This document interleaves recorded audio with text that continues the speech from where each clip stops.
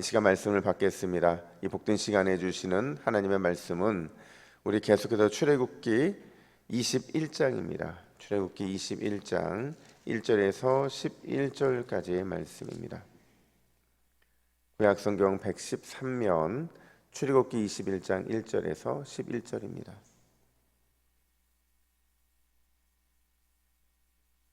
우리 1절부터 교독하겠습니다. 내가 백성 앞에 세울 법규는 이러하니라. 내가 히브리 종을 사면 그는 6해 동안 섬길 것이요 7째 해는 몸값을 물지 않고 나가 자유인이 될 것이며, 만일 그가 단신으로 왔으면 단신으로 나갈 것이요 장가 들었으면 그의 아내도 그와 함께 나가려니와, 만일 상전이 그에게 아내를 주어 그의 아내가 아들이나 딸을 낳았으면 그의 아내와 그의 자식들은 상전에게 속할 것이요 그는 단신으로 나갈 것이로되, 만일 종이 분명히 말하기를 내가 상전과 내 처자를 사랑하니 나가서 자유인이 되지 않겠노라 하면, 상전이 그를 데리고 재판장에게로 갈 것이요 또 그를 문이나 문설주 앞으로 데리고 가서 그것에다가 송곳으로 그의 귀를 뚫을 것이라. 그는 종신토록 그 상전을 섬기리라.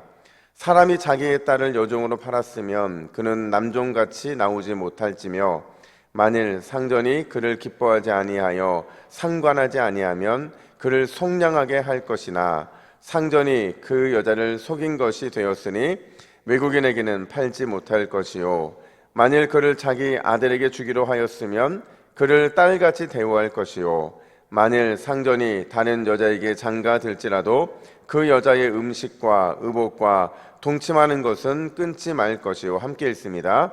그가 이 3가지를 시행하지 아니하면 여자는 속전을 내지 않고 거저 나가게 할 것이니라. 아멘. 우리 어제 주일 새벽에요, 어떻게 하나님을 예배할 것인가 하는 것을 함께 다뤘었어요. 여러분, 우리가 어떻게 예배해야 된다고 제가 말씀드렸냐면, 중보자가 있는 예배를 해야 된다 이렇게 말씀을 드렸고, 또 외적인 환경이나 조건이 아니라 하나님의 임재가 있는 예배를 해야 된다 이렇게 말씀을 드렸어요. 이렇게 예배가 이제 일단락이 됐는데, 놀랍게도요, 오늘 본문에서 예배의 이야기가 끝나자마자 어떤 걸 얘기하냐면 바로 어떻게 종을 보호할 것인가 라는 주제를 가지고 다시 하나님께서 말씀을 하신다라는 거예요. 좀 이상하지 않습니까? 예배가 이야기가 나왔으면 좀 예배에 관련된 이야기를 좀 진행하시면 좋을 텐데, 예배 이야기가 끝나자마자 곧바로 종의 이 보호에 관련된 법에 대한 말씀을 하시는 것이 조금은 납득이 되지를 않아요. 여러분, 근데 가만히 생각해 보면요, 왜 종에 대한 얘기가, 예배에 대한 얘기가 끝나자마자 종에 대한 얘기를 하시냐면, 그 이유는요, 온전한 예배는 또 온전한 사랑을 실천하는 것으로 결론이 맺어져야 되기 때문에 그렇다는 거예요. 그러니까 우리가 온전히 하나님 앞에 예배를 해서 그 예배를 통해 하나님의 사랑을 경험했다면, 이제는 나가서 너희의 세상에서 종과 같이 연약한 이웃에게 참 사랑을 실천하는 사람이 되어야 된다는 것을 오늘 이 본문의 구조를 통해서 말씀을 하고 계신다라는 거죠.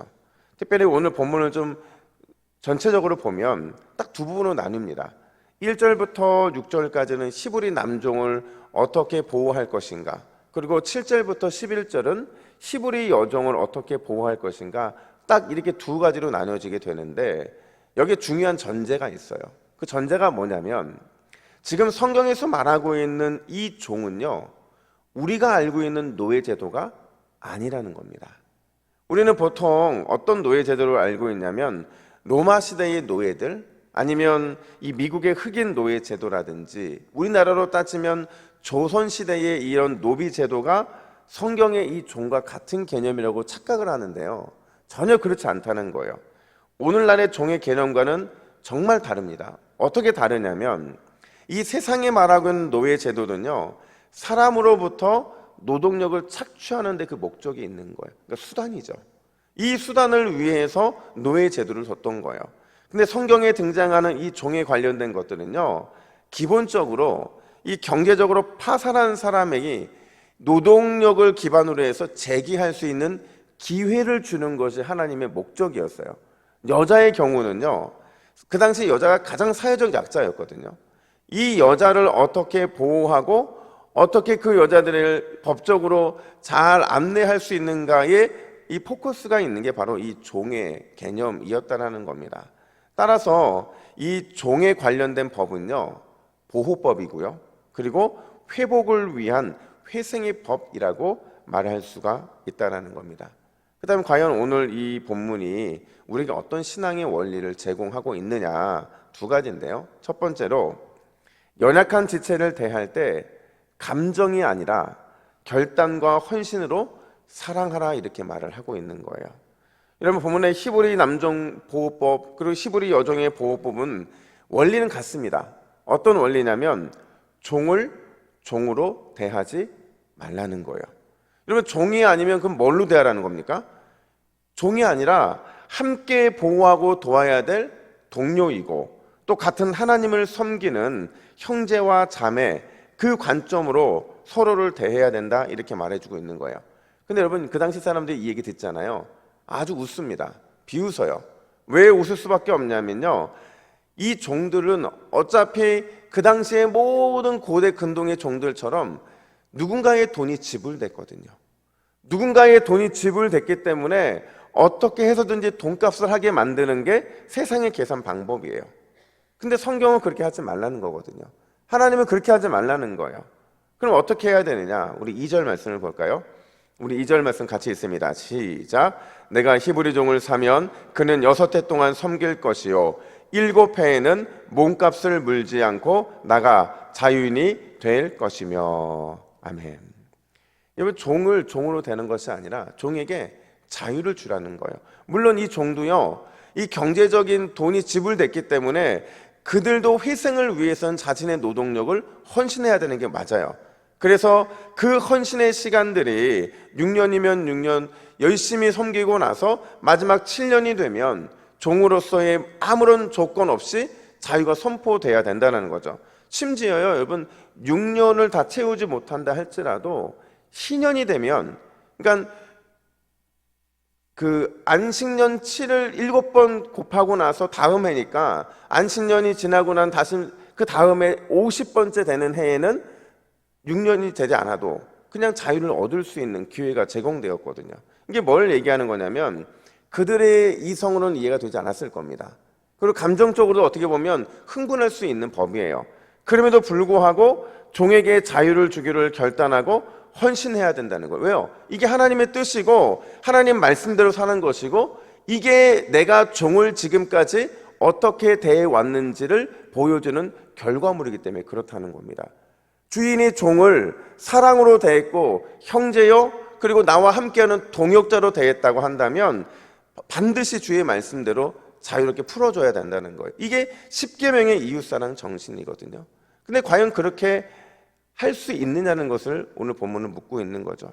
근데 더 중요한 거는요, 오늘 본문에 이 이웃사랑 정신의 정점을 보여주는 표현이 등장을 해요. 5절과 6절에 보면요, 스스로 자유를 포기하고 영원히 영속적인 종이 되는 경우가 등장을 하게 되는데, 보세요. 그들이 왜 자유를 포기하는지를 보면요, 5절 말씀 화면 보시고 같이 읽습니다. 시작. 내가 상정과 내 처자를 사랑하니 나가서 자유인이 되지 않겠노라 하면.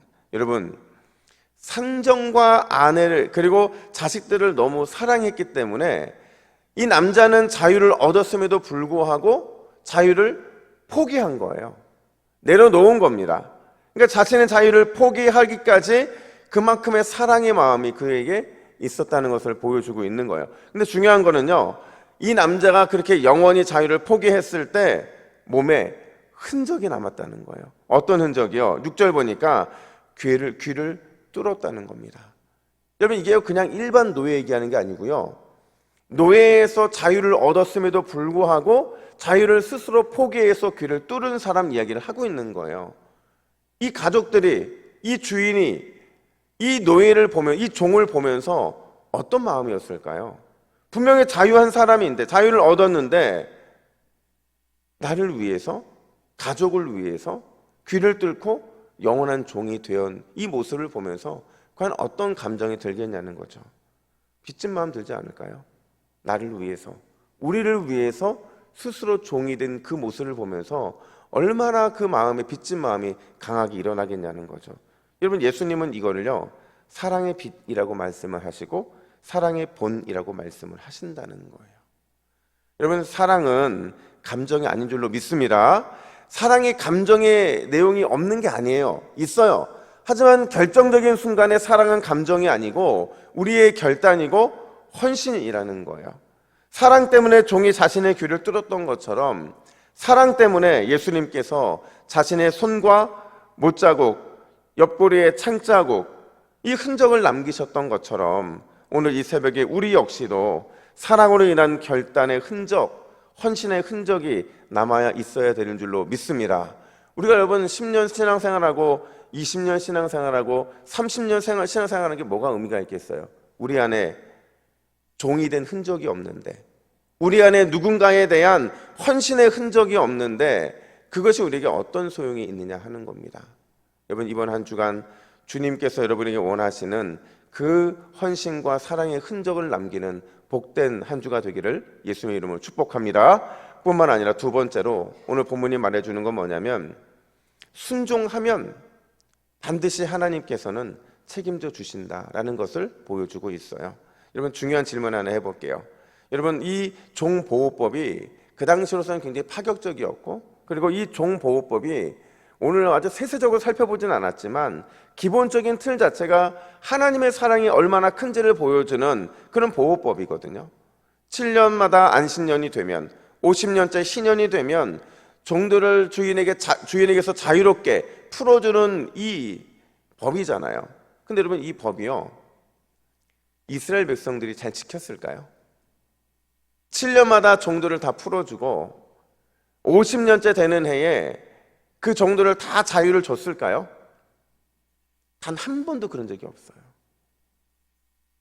너무 충격적이지 않습니까? 그렇게 시내의 산에서 하나님이 말씀하신 법인데 이 법이 이스라엘 역사에서 단 한 번도 이루어진 적이 없어요. 만약에 기록이 됐으면, 만약에 지켰으면 아마 성경에 기록이 됐을 거예요. 근데 성경에 안식년의 해에 종들을 풀어줬다, 50년 희년에 종들을 자유롭게 풀어줬다, 이런 얘기가 들리지 않아요. 왜 그럴까요? 뭐가 문제일까요? 그들은 말씀에 순종하지 않은 거예요. 왜냐하면 종 한 사람이 그들에게는 값어치였거든요. 그러니까 이 종 한 사람의 노동력과 종 한 사람이 주는 이 부유함의 보여주는 한 기준들이요 그들에게 그 일을 하지 못하게 만든 거예요. 세상의 욕심, 이런 것들이 그들에게 말씀에 순종하지 못하게 만들었고 하나님의 약속을 믿지 못한 거죠. 그래서 하나님이 그거 너무 잘 아셨어요. 40년 동안도 그런 일이 이루어지지 않았는데 가나안 입성하고 나서 그들이 과연 이걸 잘 지켜질 것인가, 그래서 다시 한번 그걸 강조하시는데 신명기 15장 12절 14절은 이렇게 말합니다. 우리 화면 보시고 같이 읽습니다. 시작. 만일 엿새 해 동안 너를 섬겼으면 일곱째 해에 너는 그를 놓아 자유롭게 할 것이요 빈손으로 가게 하지 말고 후에 줄지니 곧 내 하나님 여호와께서 내게 복을 주신 대로 그에게 줄지니라. 아멘. 여러분, 좀 바뀌었죠? 그냥 자유를 주는 것이 아니라 빈손으로 나가게 하지 말고 후히 주라고 말씀하고 계세요. 그러면서 내 하나님 여호와께서 내게 복을 주신 대로 너도 그에게 줄지라, 이렇게 말하고 있는 거죠. 제가 어제 순장훈련 시간에 그걸 말씀을 드렸어요. 저희가 어제 순장훈련 시간에 선한 사마리아인 이야기를 했거든요. 근데 거기에 나오면 사마리아인이 도왔던 그 상처나고 쓰러져 있는 그 사람을 그렇게 섬기고 돕는 그 일들 속에서 과연 나에게 있어서 상처받고 힘들고 쓰러져 있는 사람이 누구인가, 그 얘기를 잠깐 우리가 순장훈련에게 묵상하면서 나눴었어요. 여러분, 오늘 이 종은요 우리가 빈손으로 나가지 말게 해야 되고 후히 줘야 되는 종은 우리 주변에 있는 이웃들이에요. 그 이웃 속에는요 나의 남편도 포함이 되어 있는 것이고 나의 아이들도 포함이 되어 있는 것이고 오늘 새벽 예배 나온 우리 모두가 다 그런 이웃들이라는 겁니다. 그리고 오늘 본문을 본다면 그 종들이라는 거예요. 우리가 날마다, 우리가 7년 해마다 또 희년마다 조건 없이 자유를 선포해 줘야 되고 후히 주고 그들에게 뭔가 사랑을 베풀어야 되는 대상들이 바로 우리 주변에 있다는 걸 말해주고 있는 거예요. 여러분, 보이지 않는 하나님의 그 사랑, 보이지 않는 하나님을 사랑하는 최고의 방법이 뭔지 아세요? 하나님은 보이지 않으니까 우리가 어떻게 그분을 사랑해야 되는지 우리는 잘 몰라요. 하지만 중요한 것은 보이지 않는 하나님을 사랑하는 최고의 방법은 하나님의 말씀에 따라서 보이는 우리의 형제들에게 사랑을 선포하는 것인 줄로 믿습니다. 우리가 보이는 사람에게, 성도들에게, 또 나의 가족들에게, 사람들에게 사랑을 전할 수 없는데 어떻게 보이지 않는 하나님께 사랑을 할 수 있냐는 거죠. 그게 종이든 노예든 상전이든 원수이든 형제로 받아들이고 자유와 사랑을 베풀게 한다면 하나님은 그를 통해서 나를 사랑하는 것을 내가 인정해 주겠다, 이렇게 말씀하고 계신 거예요. 여러분, 오늘 이 새벽에 우리가 고민해야 되는 것은 과연 우리가 자유케 해야 될 그 종은 누구인가? 이 깊은 고민 가운데 주님의 은혜의 뜻을 발견하는 우리 모두가 되기를 예수님의 이름으로 축복합니다. 우리 화면 보시고 기도의 제목을 같이 읽습니다. 시작. 주여, 흔적을 남기는 사랑을 실천하게 하옵소서. 조건 없는 사랑을 받았기에 조건 없는 사랑을 실천하는 오늘 하루가 되게 하옵소서. 아멘. 함께 기도하겠습니다. 하나님 아버지, 은혜와 사랑을 감사합니다. 우리는 참 많은 조건 없는 사랑을 받았고 무한한 사랑을 하나님께 받았음에도 불구하고 여전히 조건이 있는 사랑을 전하고자 하는 우리 연약함을 주님 불쌍히 여겨주시고, 날마다 조건 없는 사랑 받았기에 조건 없는 사랑을 날마다 나의 형제들과 또 나와 함께하는 모든 사람들에게 실천하는 믿음의 실천자들이 될 수 있도록 인도하여 주시옵소서. 오늘도 흔적을 남기는 사랑을 하기를 원합니다. 우리가 사랑을 베풀더라도 흔적을 남길 수 있는 사랑자가 되게 하여 주시고, 그런 우리의 삶을 통해서 하나님께서 온전한 그리스도의 사랑을 드러낼 수 있도록 인도하여 주시옵소서. 감사드리며 예수님의 이름으로 기도하옵나이다. 아멘.